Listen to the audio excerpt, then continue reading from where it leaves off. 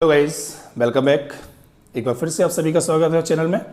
Guys, आज हम लोग स्टार्ट करने जा रहे हैं क्लास 12 का चैप्टर नंबर 3 करंट इलेक्ट्रिसिटी का पार्ट नंबर 4। और बच्चों, आज के इस वीडियो में हमारा टॉपिक रहेगा temperature effect on resistivity. Resistivity पर टेम्परेचर का क्या इफेक्ट पड़ता है, इन टॉपिक्स को हमें पढ़ना है। ठीक है गाइस, सबसे पहले बात करते हैं रेसिस्टिविटी के लिए। गाइस, लास्ट वीडियो में देखा था, इसका एक पर्टिकुलर फॉर्मूला होता है रो इक्वल टू RA/L। पहला एक बेसिक सा टॉपिक रहता है यहाँ पे कि रेसिस्टिविटी डिपेंड किस पे करती है। तो गाइस, अगर फॉर्मूला के बेस पे देखते हैं यहाँ पे, तो इसका मतलब तो यहाँ पे होना चाहिए रो प्रोपोर्शनल टू A एंड रो जो है L पे डिपेंड होना चाहिए। लेकिन नहीं गाइस, रेसिस्टिविटी एरिया और लेंथ पे डिपेंड नहीं करती है, भले यहाँ फॉर्मूले में शो ऑफ हो रहा हो। ठीक है, resistivity does not depend on area of cross section and length. Resistivity of the material of conductors it only depend on the temperature and the materials. बच्चों, किसी मटेरियल को चेंज होने पर, जैसे कॉपर का है, एल्यूमिनियम का है, या किसी और पर्टिकुलर कंडक्टर्स का मटेरियल हमारे पास में है, उन सब की रेसिस्टिविटी अलग अलग होगी गाइज। इसके अलावा एक पर्टिकुलर कंडक्टर्स के लिए, मान लीजिए कॉपर है हमारे पास, अब कॉपर की लेंथ को इंक्रीज कर दिया, एरिया कम ज़्यादा कर दिया उसका, तो उसकी रेसिस्टिविटी चेंज नहीं होगी बच्चों, केवल उस पर टेम्परेचर का इफेक्ट पड़ता है। गाइज, वही टॉपिक हमें आज का पढ़ना है, temperature effect on resistivity. Resistivity पर टेम्परेचर का क्या इफेक्ट पड़ता है, इन टॉपिक्स को यहाँ समझना है। ठीक है, ये क्वेश्चन 1 मार्क्स का बहुत आता है कि रेसिस्टिविटी किस पर डिपेंड करती है, तो आप बोलेंगे it only depend on temperature, does not depend on the area of cross section and the length of the conductors. Guys, okay, सबसे पहले अब बात आती है रेसिस्टिविटी टेम्परेचर इफेक्ट फाइंड करना है। अब रेसिस्टिविटी में तो कंडक्टर्स आते हैं और उनमें सारे हमारे बहुत सारे आते हैं, जैसे मेटल्स, उसकी अपनी रेसिस्टिविटी होती है, सेमीकंडक्टर्स, उसकी अपनी रेसिस्टिविटी होती है, इलेक्ट्रोलाइट्स उसकी अपनी रेसिस्टिविटी उसकी होगी जाके, या गैसेस फॉर्म में, या इंसुलेटर्स है। और इन सब का अगर हम टेम्परेचर बढ़ाते हैं घटाते हैं तो उस पर रेसिस्टिविटी का क्या इफेक्ट पड़ने वाला है, बढ़ती है घटती है, इसको हमें यहाँ पर सॉल्व करना है। गाइस, सबसे पहले बात करते हैं मेटल्स के लिए। फर्स्ट नंबर मेटल्स, मतलब मेटल का टेम्परेचर बढ़ाने पर उसकी रेसिस्टिविटी बढ़ेगी या घटेगी, इस चीज़ को यहाँ पे प्रूव करना है। गाइस, सबसे पहले मेटल की बात करेंगे। लेट्स सपोज ये एक हमारे पास वायर है, ये मेटल की सीट है मान लीजिए हमारे पास, या मेटल का वायर है हमारे पास, और मैंने क्या किया है, इसको पर्टिकुलर करंट भी दिया और नीचे इसको हीट भी कर दिया। अब गाइस क्या होगा इसके अंदर जैसे ही हम लोगों ने हीट किया या टेम्परेचर इसका इंक्रीज किया, तो मतलब on increasing temperature in a metal, increasing temperature in a metal, एक मेटल में टेम्परेचर का बढ़ाने पर क्या होगा गाइस, जैसे ही टेम्परेचर इंक्रीज किया हमने, इसके अंदर क्या होगा जाके, पहला फिनोमेनन होता है जो इलेक्ट्रॉन्स फ्री होते हैं वो बहुत तेज से मूव करना शुरू कर देते हैं, और टेम्परेचर और बढ़ेगा तो क्या होगा, उनकी स्पीड जो है तो और बढ़ जाएगी और ज़्यादा एक्साइटमेंट उसके अंदर होने लगेगा। तो गाइज, टेम्परेचर बढ़ाने से क्या होगा जाके, इलेक्ट्रॉन्स मूव्स रैपिडली, तेज से मूव करना शुरू कर देंगे। अच्छा गाइज, जैसे ही स्पीड बढ़ जाएगी तो सिंपली बहुत सारे इलेक्ट्रॉन्स होते हैं, आपको मालूम होना चाहिए एक पर्टिकुलर छोटी सी मेटल शीट में भी बिलियंस और बिलियंस इलेक्ट्रॉन्स होते हैं गाइस। अब एक बड़ी मात्रा में टेम्परेचर बढ़ा दिया हमने, उसका थोड़ा टेम्परेचर इंक्रीज कर दिया, तो क्या होगा, स्पीड बढ़ जाएगी, और रैपिडली जब मोशन बढ़ जाएगा तो क्या होगा जाके, उनके अंदर कोलिजन भी इंक्रीज हो जाएगा।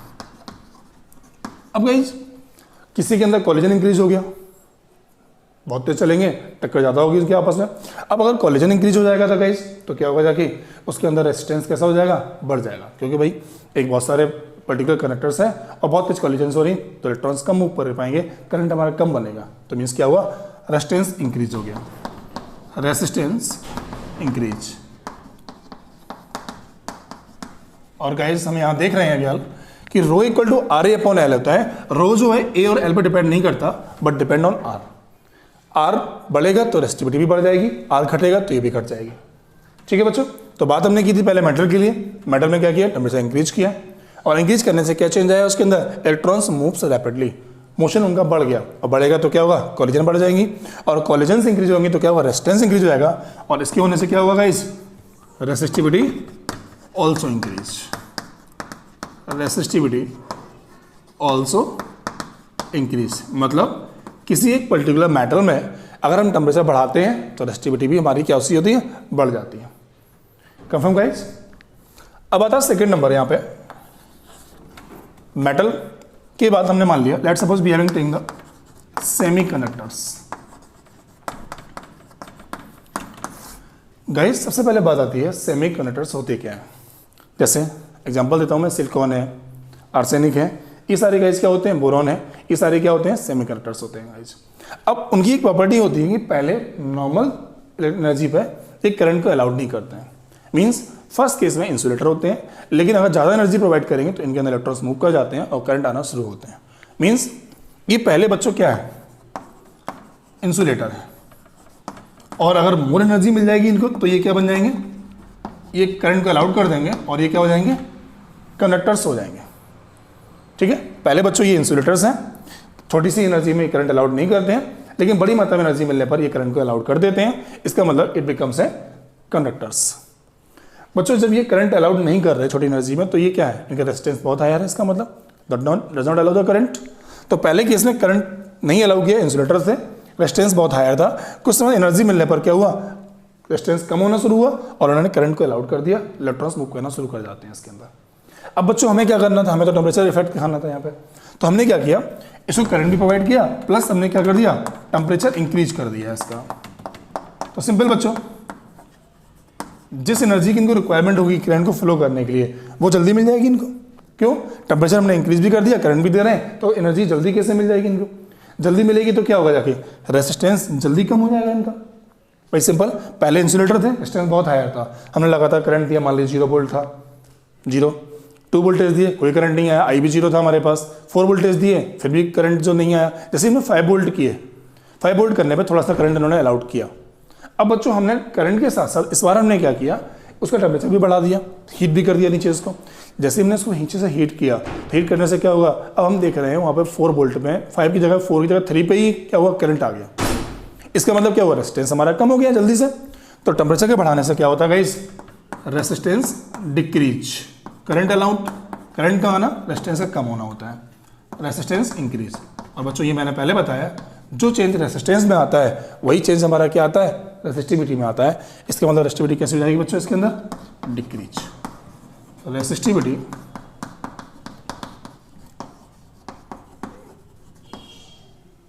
Decrease.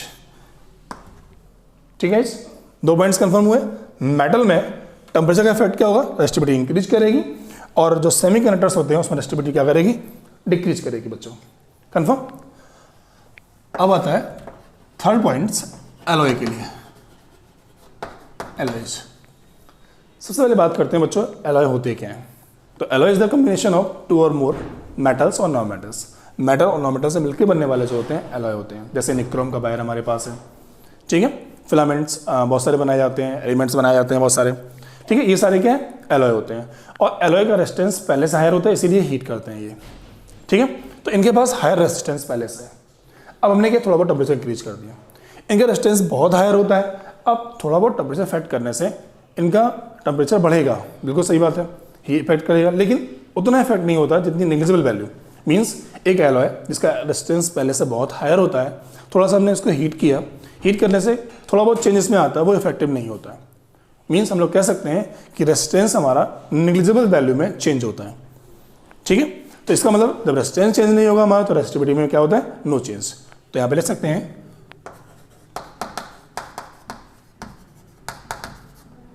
On increasing temperature no change in resistivity. क्यों बच्चों, फिर से एग्जांपल लेते हैं किसी और का। मान लीजिए हीटर है हमारे पास, और हीटर में जो फिलामेंट है उसका, जो एलिमेंट है उसका, वो है निक्रोम का बना हुआ, और nichrome having the high resistance. जैसे ही बच्चों हमने क्या किया, करंट फ्लो कराया, तो उसमें बहुत हाई रेजिस्टेंस है, बहुत बड़ी मात्रा में वो हीट कर रहा है। अब थोड़ा बहुत अगर नीचे से हमने उसको गर्म और कर दिया तो क्या इफेक्ट पड़ जाएगा उसका।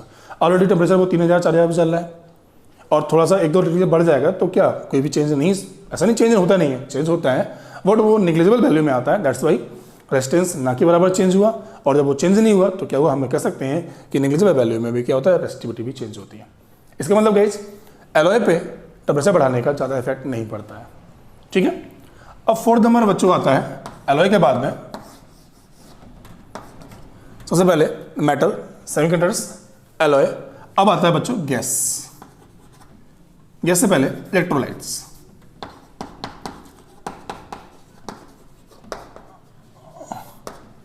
गाइस इलेक्ट्रोलाइट्स क्या होते हैं? तो इलेक्ट्रोलाइट्स लिक्विड को बोलते हैं। जैसे मान लीजिए बैटरी, और बैटरी में कोई भी एसिड है जो करंट अलाउड कर रहा है, H2SO4 का होगा, HCl का होगा, तो ये सारे किसमें आते हैं? इनको बोलते हैं इलेक्ट्रोलाइट्स। गाइस सबसे पहले क्वेश्चन आता है इसके अंदर चार्ज कैरियर कौन होता है? अभी तक जो हम लोग पढ़ रहे थे मेटल्स, सेमीकंडक्टर्स, एलॉयज, इन सब में हमारे चार्ज कैरियर इलेक्ट्रॉन्स थे। गाइस इलेक्ट्रोलाइट्स में जो चार्ज कैरियर होता है वो होता है आयंस। क्यों? जैसे हमने आपसे क्लास केमिस्ट्री में पढ़ा होगा हम लोगों ने, जैसे NaCl है हमारे पास, तो Na positive plus Cl negative, positive ions और नेगेटिव आयंस में ब्रेक हो जाता है और इसकी वजह से ही वो करंट कनेक्ट करता है। जिनके पास पॉजिटिव एनाइंस और कैटाइंस नहीं होते हैं वो करंट कनेक्ट नहीं करते हैं, ये हमने केमिस्ट्री में पढ़ा था। इसका मतलब इनके अंदर जो चार्ज कैरियर्स होते हैं वो कौन से होते हैं? चार्ज को मूव कराने वाले कौन से होते हैं? Ions in place of electrons. Electron की जगह पे इनमें कौन से चार्ज कैरियर्स होते हैं? आयंस होते हैं बच्चों। अब हमें बात करनी है इलेक्ट्रोलाइट्स का टेम्परेचर इंक्रीज करने पर कि रेसिस्टिविटी पे क्या इफेक्ट पड़ेगा। Effect on resistivity on increasing the temperature on electrolytes बच्चों। ठीक है, तो इलेक्ट्रोलाइट्स में चार्ज कैरियर आयंस है। अब मान लीजिए हमने क्या किया, एक बैटरी है हमारे पास में और बैटरी में करंट अलाउड हो रहा है, पहले से हल्के से वो आयंस में ब्रेक होता है और वो करंट को दे रहा है, सप्लाई दे रहा है यहाँ पे। अब हमने इसको हीट कर दिया तो क्या होगा? आयंस तेज से मूव करेंगे और तेज से अगर मूव करेंगे तो क्या होगा बच्चों? वहाँ पे उसका रेजिस्टेंस कम हो जाएगा। ठीक है, और रेजिस्टेंस अगर कम हो जाएगा तो क्या होगा? करंट ज़्यादा आएगा। ठीक है बच्चों, तो इसका मतलब रेजिस्टेंस डिक्रीज हुआ तो क्या होगा? रेसिस्टिविटी कैसे होती है? डिक्रीज होती है। तो इलेक्ट्रोलाइट वाले केस में चार्ज कैरियर कौन होते हैं बच्चों? आयंस। और आयंस में क्या होगा? ऑन इंक्रीजिंग टेम्परेचर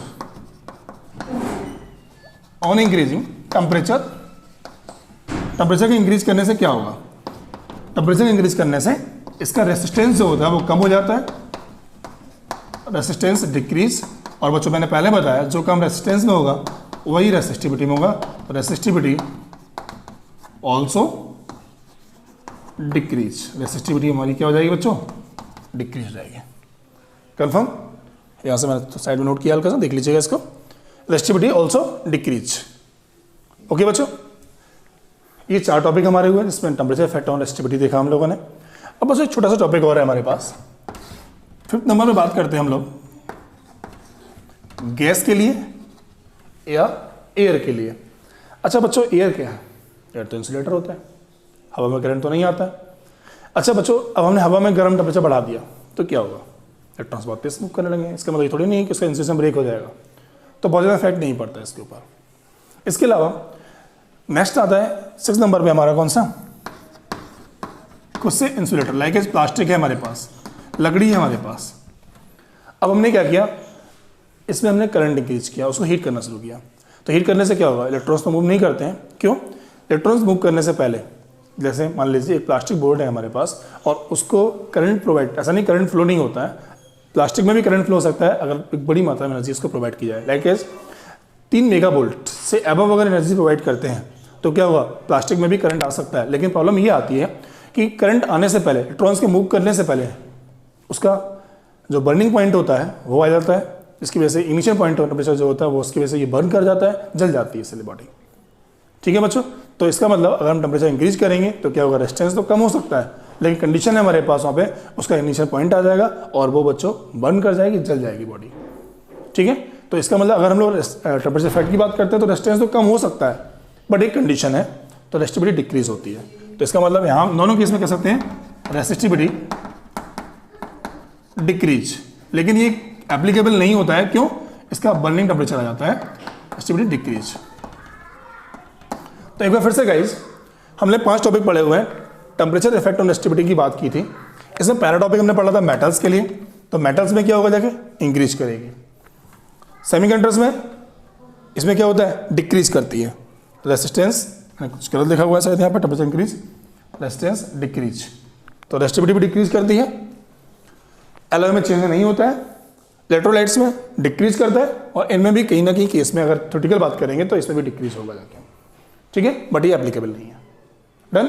इसका मतलब केवल हमारे मेटल में टेम्परेचर बढ़ाने पर रेजिस्टेंस बढ़ता है, रेसिस्टिविटी बढ़ती है। इसके अलावा किसी भी पर्टिकुलर कंडक्टर्स की बात करेंगे, सेमी के लिए, एलॉय के लिए, इलेक्ट्रोलाइट्स के लिए, इंसुलेटर के लिए, इन सब में रेसिस्टिविटी हमारी घटेगी बच्चों।